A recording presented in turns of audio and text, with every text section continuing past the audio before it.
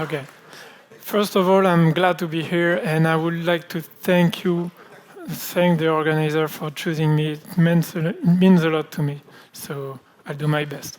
Today I'm going to talk about time series and how to manage this kind of data and our experience at work. So it's a real-world feedback of what we have seen on the field.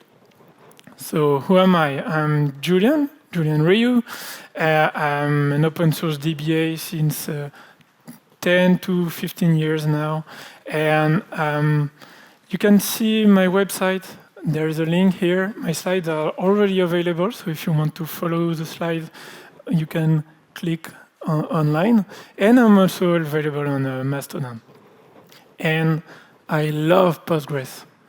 And also, I have a t-shirt of Timescale. Speaking of that, I'm not a Timescale employee. I'm just, we don't have partnership with Timescale, so this will be an impartial feedback. We did a test on our own, and we will show you the result here. And a little bit about the trademarks, because this is an important topic. I will try to follow the rules. Timescale and TimescaleDBs are registered trademark as well as Grafana. So who we are? We are a OVHcloud, a cloud provider. We have various services, but the point here is that they all rely on critical databases that runs on Postgres. So my team and I are mainly managing the internal databases, not the stuff we sell, the stuff that makes the service run. I will start with speaking about the basics, so everybody will know the terminology and the concepts. Then we will deep dive into three projects happening at various times. So the first one, there are order, so the metrics, Zabbix, and billing are projects happening in that specific order through multiple years. Then we will end this talk by speaking about version, how to upgrade, and some tooling we have created at the very end to make it easier. So TimescaleDB, what is TimescaleDB? TimescaleDB is an open source time series SQL database designed to run time series workload. And it's packaged as a Postgres extension. So it's not a code which is included in the core, it's packaged as an extension. But what is a time series? A time series is a mathematical concept. I will simplify it because I'm not a mathematical speaker as Pablo is. So this is data points over time. The easiest way to represent a time series is to create a graph. So I took an example, is the evolution of the number of stars on GitHub, the projects, the TimescaleDB project has. So you can see the curve, the line. This is the evolution. You can see trends with a time series. And for DBAs out there, we can represent them in tables, where the key here is the time data. Here is the date, but it can be a timestamp or something time-related, and a value here, the number of stars. It could be any value. The important thing here is to see the evolution.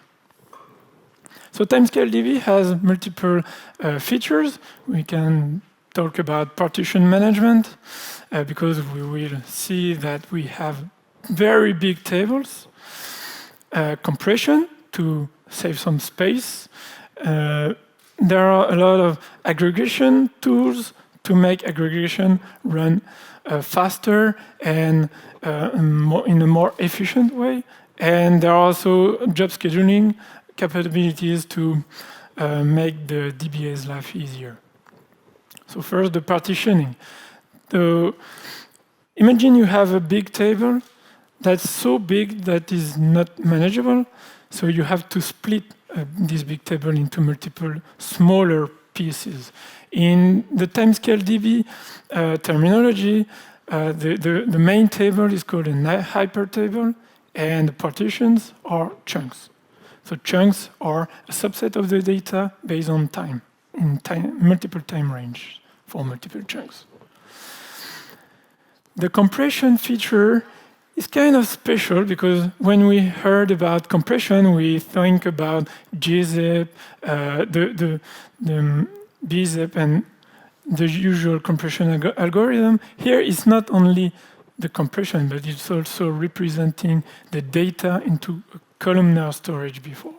So we go from this, a table with 2 lines, to that, a table with only 1 line with all the columns aggregated or collocated with a simple key.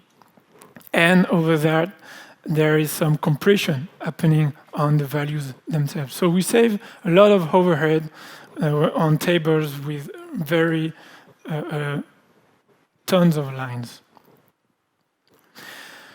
For the aggregation, there is a special type of aggregation we can implement in the built-in Postgres, which is the materialized views. We can create queries doing aggregation and store the results into tables. This is the principle of the materialized views. But they need to be refreshed. And TimescaleDB is able to refresh those tables automatically with continuous aggregate. This is the first level of aggregation. And the refresh happens incrementally on the chunk level. So you compute every aggregation by chunk, and if a chunk has been modified, you only compute this chunk for the aggregation. And so it's more efficient than just running the global query to build your materialized views. And there is the last one, the real-time aggregate, because the continuous aggregate has to be refreshed continuously from time to time, but the very latest data is not taken into this aggregation. So you can use real-time aggregate to have the most recent data into, but comes with a cost. And the last but not least, the job scheduling. Because every task should be automated. So if you want to implement a data retention or enable compression, you have to run it periodically. So there is a concept of jobs inside the TimescaleDB. And you can add your own with user-defined actions. I would like to speak about licenses, because this is kind of a sensible subject for the Postgres community. We are deeply inside the open source and the free and open source software, so licensing is a very important topic. So there are 2 editions. The first one is the Apache 2 edition with the free and open source code, and all the interesting stuff are still open source, but not free, as you can't, free as in freedom, as you can't do anything with it. The only restriction you can't do with this edition is to sell it as a database as a service. But here, we are a cloud provider. We don't sell TimescaleDB. We use it as an internal project. So it's fine. You can still use it, and it doesn't prevent us from using it. But if it's a problem for you, you can still use alternatives. There are plenty of them in the open source world. You can use PG time series, which is a recent extension. You can use PG Portman for job scheduling, PG cron, even cron jobs. You can use also the compression for only the columnar part.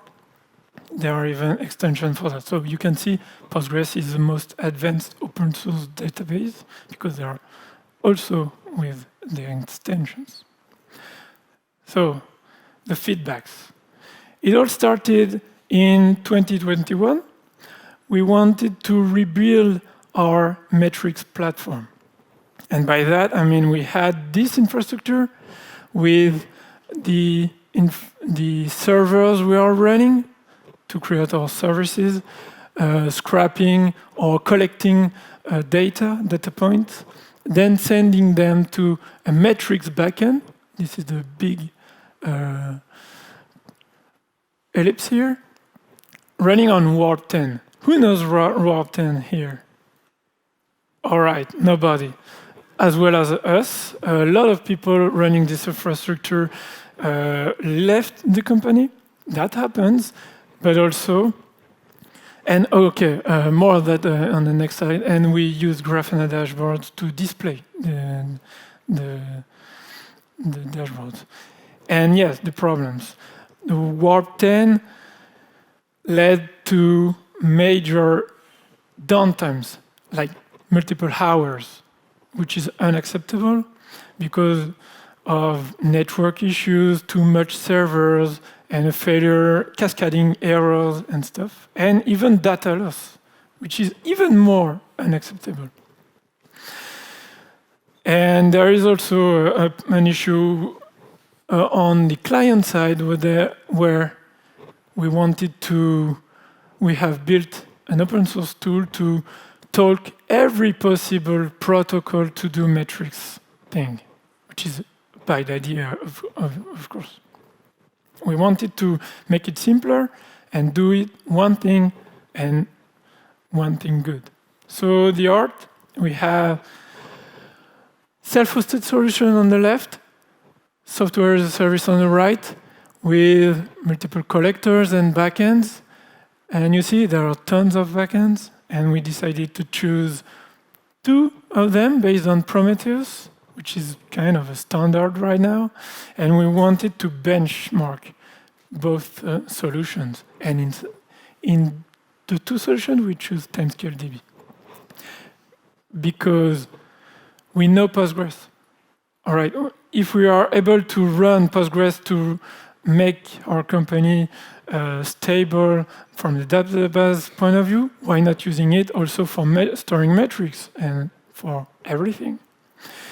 And this solution is based on a standard, Prometheus, and there is no single point of failure. And it's also important to use the push mode here because we want to add a new service or to replace our existing service, not to be included inside the existing infrastructure. We want our existing infrastructure to not have so much changes, to be transparent.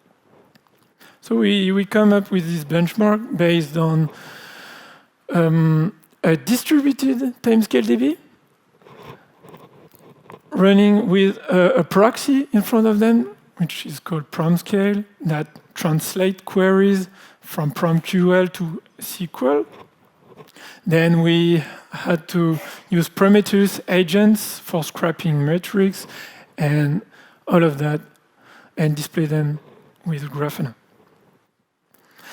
So the proof of concept has been created using Terraform and Ansible, and we decided to open source this code base. So if you want to create an infrastructure for proof of concept, you can take this as an example because there is no dependency with any existing infrastructure. It's just a disposable proof of concept you can run on your own.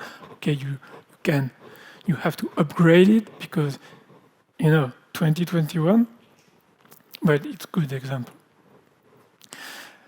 We found out that the performance was a major point was on the data node for the I/O performance. So there are a lot major write workload. We decided to, okay, we have a big workload, let's do it big and raise the maxwell size to the roof and see what happens. So, no, it's not very effective. Do not do that. It's only, it implies the checkpoints as described this morning, the checkpoints will flush the dirty buffers into the data files, will take much more data and much more time when this is triggered. And when it's triggered, it's like unusable with this amount of time. So please do not raise it too much. And also the disk space was an issue. Like in 24 hours, we fill up the disk space. So what happens? Okay, we see the documentation of TimescaleDB. Let's raise the max background workers. Oh, okay, we have this amount of cores. Okay, we just, no, it's only one per database. And in fact, it didn't even compress the existing chunks at that time. And we'll see later why. So in the end, the benchmark was not very okay. We ended up we have opened several issues at the time because we wanted to contribute to bug report, but we were not meeting the requirements, and we decided to use Cortex, which is now Mimir, to create our new metrics platform, and it still runs today. And a side note, today in 2024, the multi-node support for TimescaleDB has been deprecated, and PromScale too. So maybe it was a good move, but not really intended. And 2 years later, so keep that in mind, we didn't have a great image of TimescaleDB until 2 years later when we decided to use, we had multiple teams, no, not multiple, one team in particular, running a big service, coming to the DBA desk and says, okay, we have a Zabbix deployment, and we want to store Zabbix metrics inside our internal service, database as a service. Okay, why not? So Zabbix is a monitoring system that can check regularly your infrastructure and send alerts, and pretty much like Negios. And there are multiple history tables with, for billions of rows. It's a snapshot of March, last March. So when you have 1 terabyte of data into one table, you can see some serious issues, even if you have decent hardware, because we have full NVMEs, 200 gigabytes. It should be great, but not that great. We identified that from time to time there are massive delete operations happening by spikes, like 20K deletes per second for time to time, like every hour or so. And from that time, the performance was degraded. It's called a housekeeper in Zabbix. It only deletes the oldest rows to ensure the data retentions. So the query is a simple delete based on the time. Okay. And fortunately, Zabbix is able to use TimescaleDB to solve this problem. But in fact, it's an opt-in solution. It's not enabled by default. So we can use it and enable it afterwards by creating iptables and updating the Zabbix configuration to make it, okay, now you are TimescaleDB aware, let's do the housekeeping with it. So now it's only a drop chunks function, which is pretty much like drop the partitions. It's way efficient to drop a partition rather than doing a big delete inside a very big table. And at the end, if we graph the number of deletes, there is pretty much no deletes anymore. Problem solved.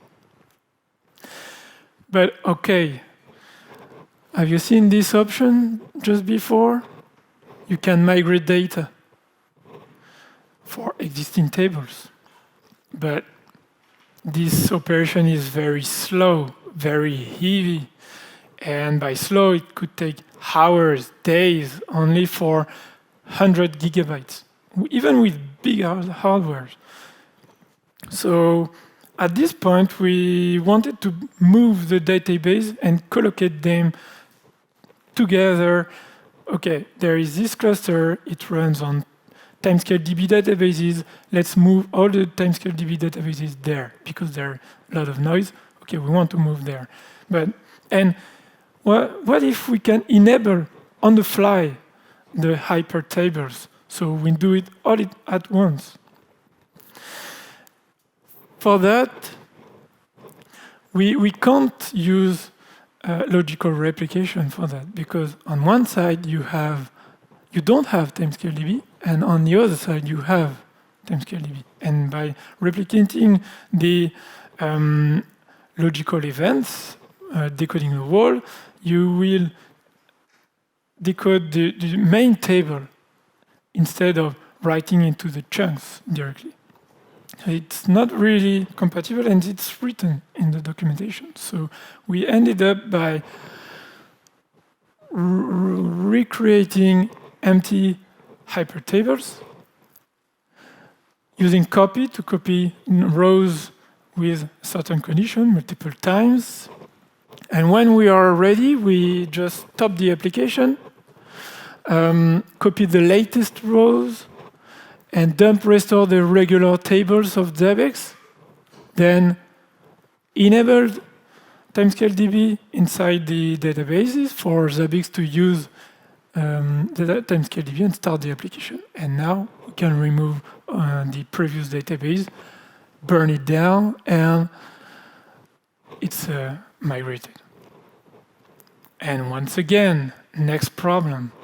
We did have this space issue. At that time, the rate was increasing, not as crazy as before, but you can see there is like 400 gigabytes in a couple of days. That's not so much, but it's always increasing, kind of scary. Turns out we didn't have configure compression correctly.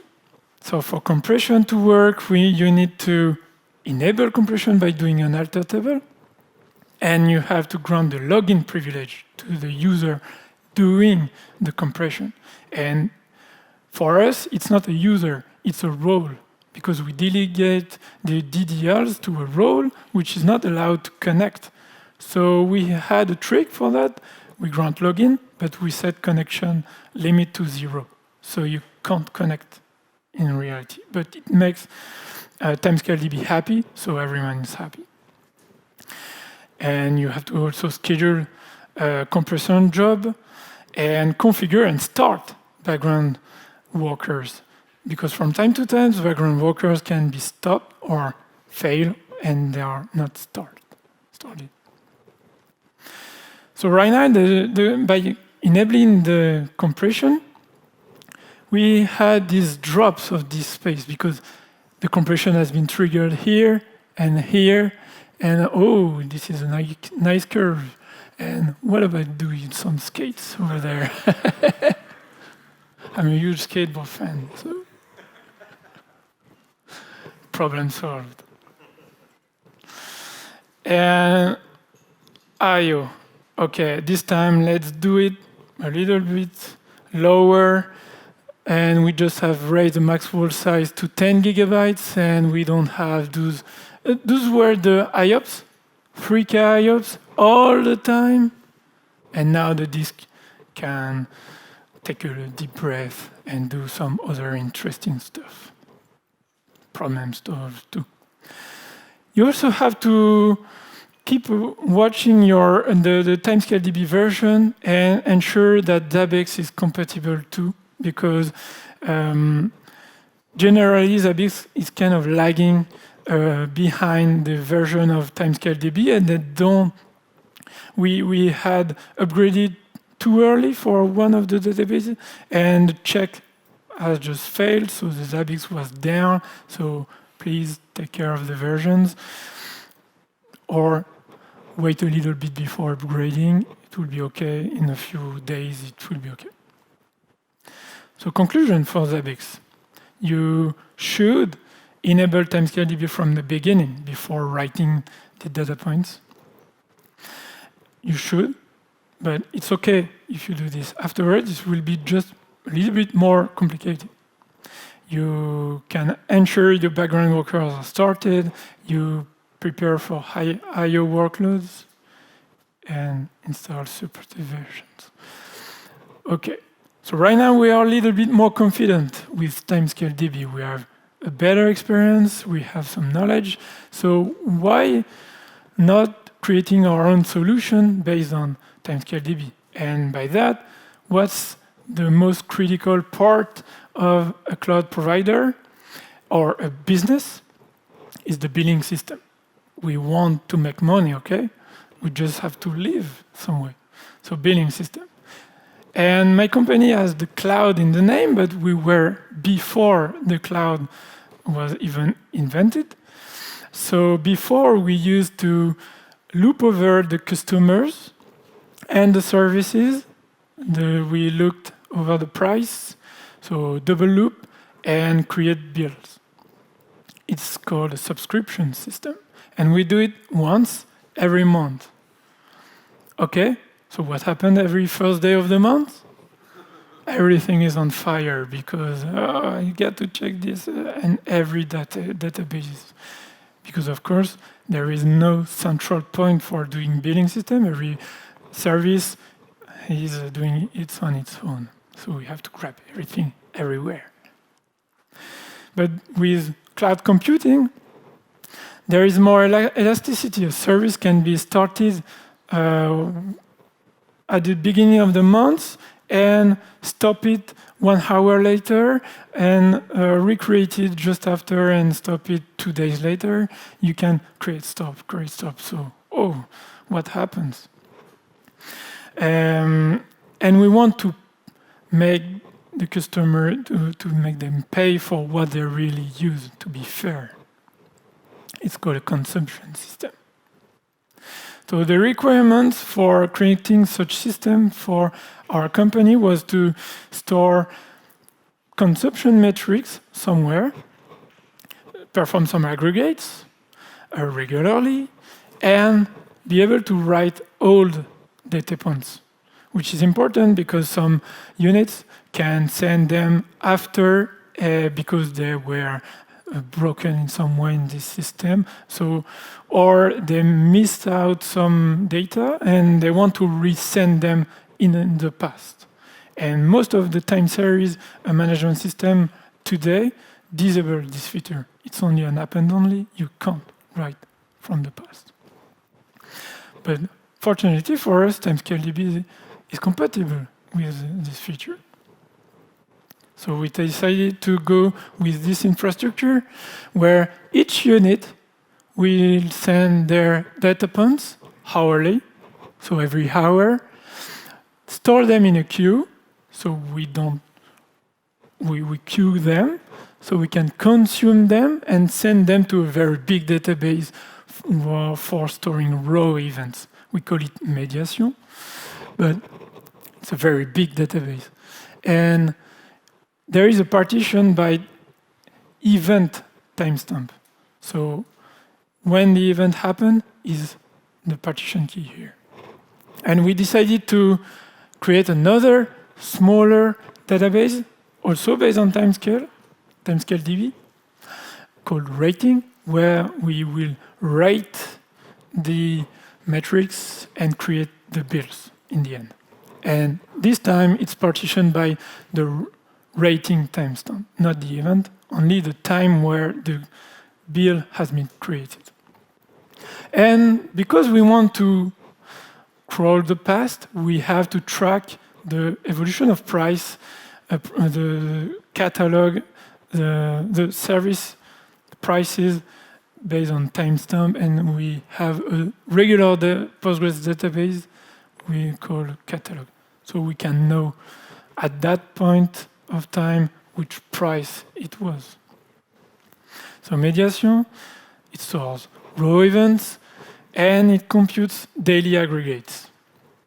There is 18 million of rows every day in this table. And there is a lot of event happening here, and we have a chunks of 1 day.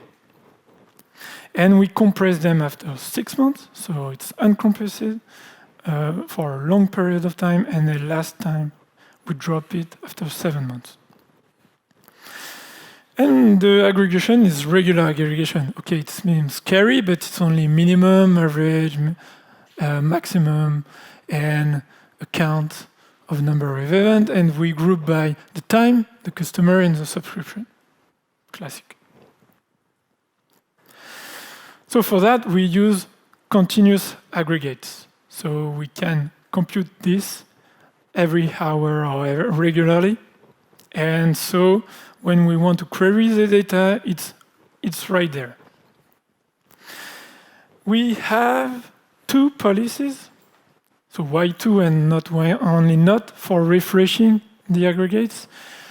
Because, as I said, we can write data from the past. And if you touch only 1 row in a chunk, you have to recompute the entire chunk. So if you are up until this chunk.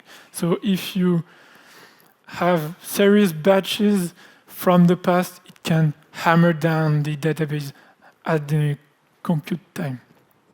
So because you can define the continuous, the time span for the computation, and this is the variable here. We start with every hour we only compute for 7 days, and every day we compute for 2 months. Because we were doing the 6 months every hour, and it didn't work very well until we found out. And there is a limitation. We can only schedule 1 refresh, so we use user-defined function to create another refresh with a different schedule.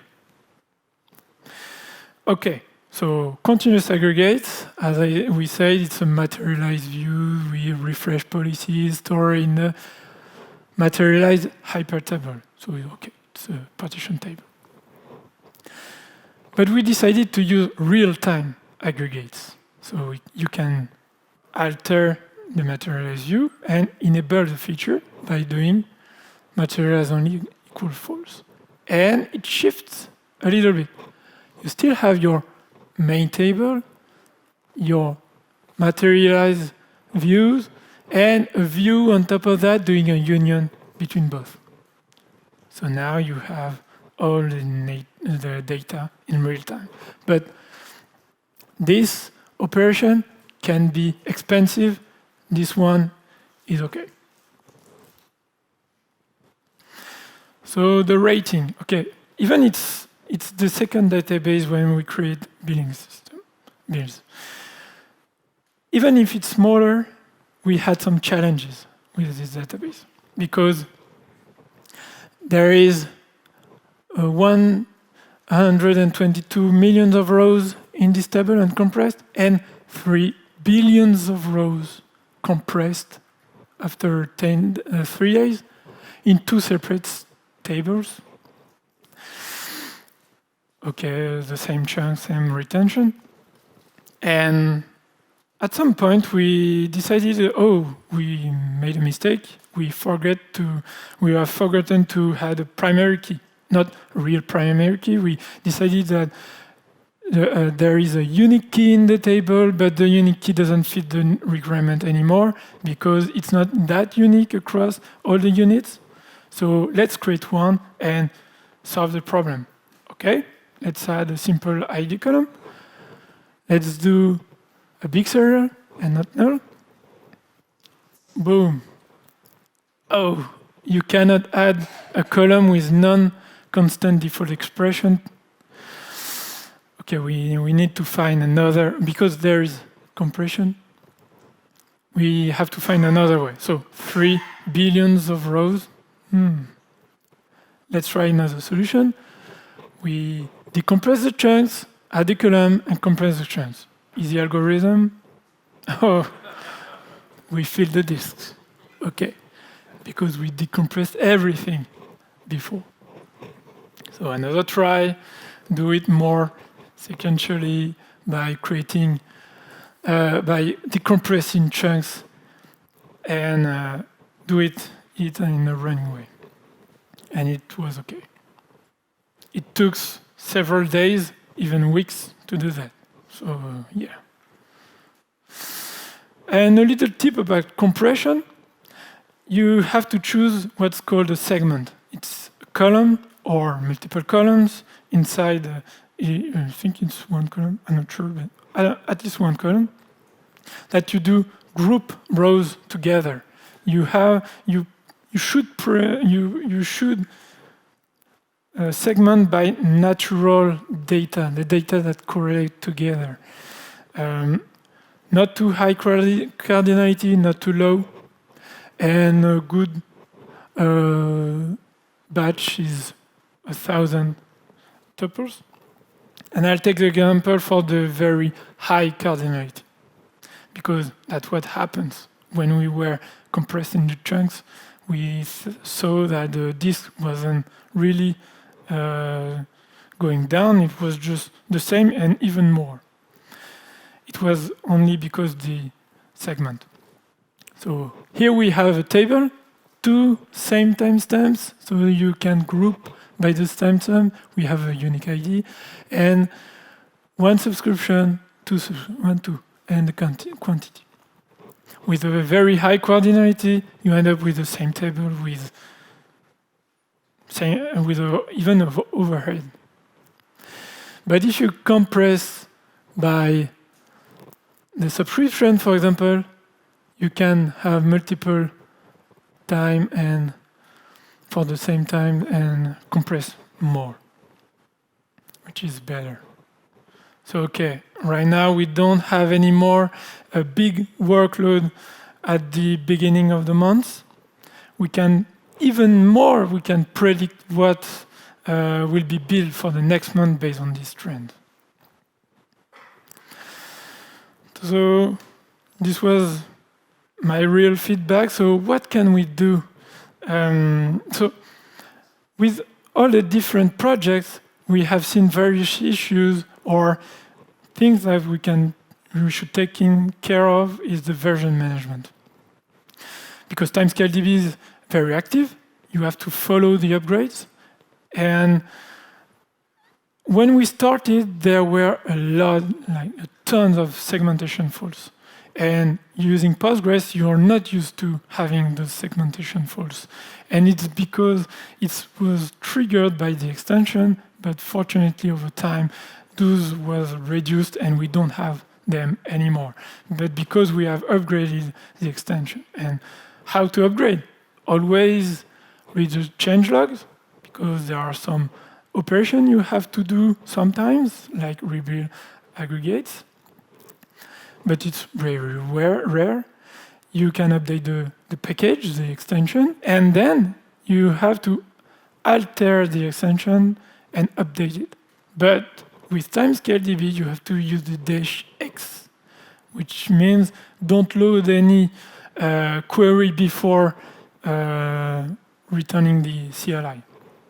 Because there is a loader, and the loader doesn't like to be loaded before the extension is being upgraded.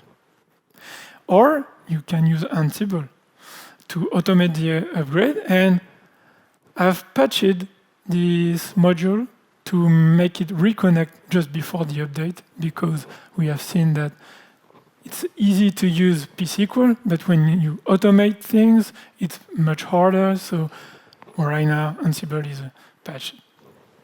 And sometimes you need to restart. It doesn't happen every time, but sometimes you have to restart. It's written, so follow the recommendation and restart. So tooling. With this experience, we have created some tools to make our DBA's life easier, and maybe yours too. So we decided to create an Nagios plugin, but in reality, it's just a simple script, so you can run it on your own. And even it's able to check if background workers are started, and if jobs have errors, or if the version is up to date. And it's open source. So you can go on the link, you even can contribute, and it's really important for me because I like to contribute to the open source, and it's a way for me to do this. It looks like this in our production system. Everything is fine, everything is green, but if it's not green, you have an alert and you can go and fix. So what's next? There are some Zabbix deployments. We know they are not in our databases.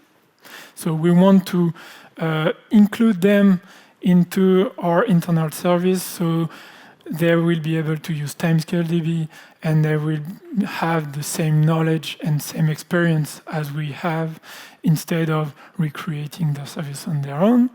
Same with the billing units. We still have the old system in place. So when I say it's not on fire every start of the month, kind of lie, but it's not a big lie. It's a small workload.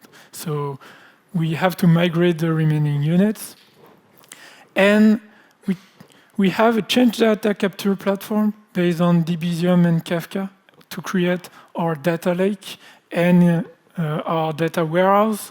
So we might plug this change data capture system with TimescaleDB. In fact, we already started, but I don't have enough content and time to present it here. So the takeaways. When you run TimescaleDB at this scale, or even your scale, be prepared for high I/O workloads. Ensure everything is properly configured from the start. Yeah, it's hard if you don't know the product or the service extension, but it's better. And moving large live datasets is always challenging. So first, I would like to thank my colleagues. They might see me on the stream, so hello. And of course, Timescale, the company, because this software is the reason I have given this talk today. So I wouldn't have been here if Timescale wasn't maintaining this extension, this product. And the most important, you for being here and being part of the Postgres community, because it's a brilliant and vibrant community, and I'm in love with this community. So thank you.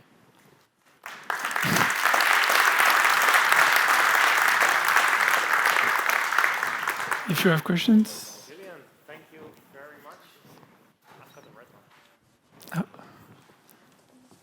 Thank you. No? Yes. First try. Thank you very much. Also for you, a very nice elephant. And I think we have time for one question only. Thank you. I get to ask another question. Excellent. Okay, so very nice demo about why the TimescaleDB plugs a number of holes with Zabbix. I'm not a Zabbix expert. I have used it. I've not had problems with it with the volumes of data, which you do. But I did think, oh, surely Zabbix needs to implement partitioning so they're not doing massive deletes every 20 minutes or every hour. Did you feed that back to the Zabbix project? Because it's great that time series plasters over the cracks, but Zabbix should get better. So implementing native partitioning instead of TimescaleDB in Zabbix? I think any partitioning, then you just will fix that problem. I'm not that much in Zabbix contribution too. I just install. I'm not even installing Zabbix. I'm on the database part, but maybe yes, it will be a great feature for them.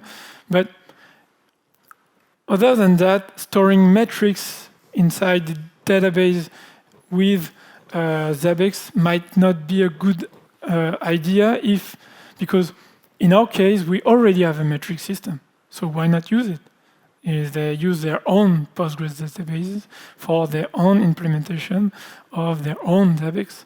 So And of course, my team is not using Zabbix for monitoring the system. So we have very software for doing the same thing.